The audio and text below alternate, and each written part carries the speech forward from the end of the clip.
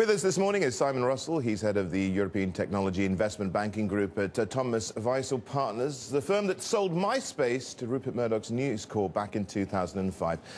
Simon, let's just first of all go back to those heady days of the boom of the internet era and give us a flavour of what was going on and how the excess revealed itself. Absolutely. Well, I guess firstly I'd start by saying maturity is a wonderful thing. If I think back 10 years ago, I was a 26-year-old associate working for a European investment bank, and we were just deluged with inquiries every day from new entrepreneurs wanting to start up businesses. That's my most memorable experiences, were perhaps some of the craziest.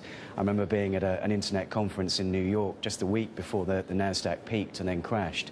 And the swell of people trying to get into this event, you'd think that sort of Jay-Z and Beyonce were in town. Like First Tuesday in London we used to have. Absolutely, very much so. And I remember being at a First Tuesday event, for example, where a number of VCs were clamouring to write investment terms on napkins to give it to the latest hot startup entrepreneur that was there. I think one of the most curious things I remember was somebody turning up with a business plan with ROV written on it, and they're saying, the VC going, what does ROV mean? And the guy going, return on vision.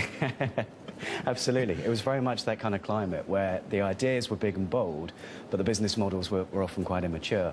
Which is why I think maturity is a wonderful thing. You know, in your introduction piece, you had Dan Wagner there from Vendor, and Dan was very much one of the trailblazers for European internet. And Vendor today is a very successful business, which Dan has built using technology from Boo.com, which, as many will recall, was spectacularly an incredible story. Yeah. Absolutely incredible. And I think that's probably one of the lessons learned, actually, is that the best web entrepreneurs, the best tech entrepreneurs we have today are actually some of the same people that were doing it 10 years ago, learnt the lessons, have the sort of battle scars and have come through it better, older and wiser.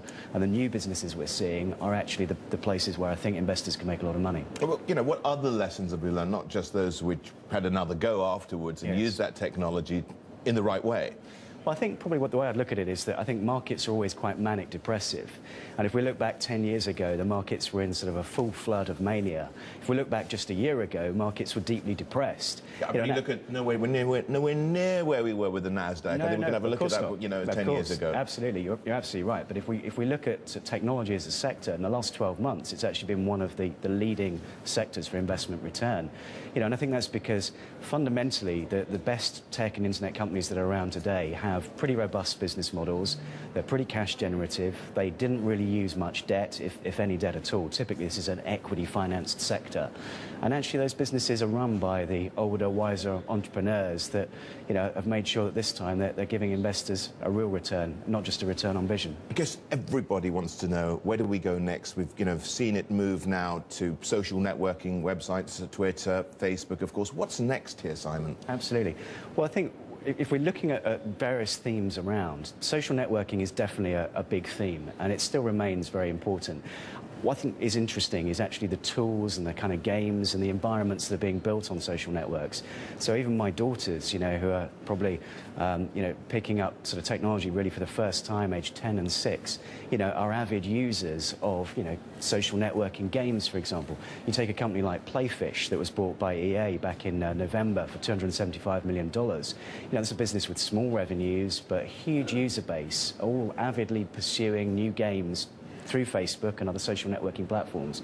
And that's a place that Axel, their VC investor, made clearly a lot of money. So I think games and kind of new tools around social networking are important. I think actually there are a lot more fundamental technologies, particularly coming out of Europe, that are really sort of trailblazing for the future. Simon, thank you so much for joining us.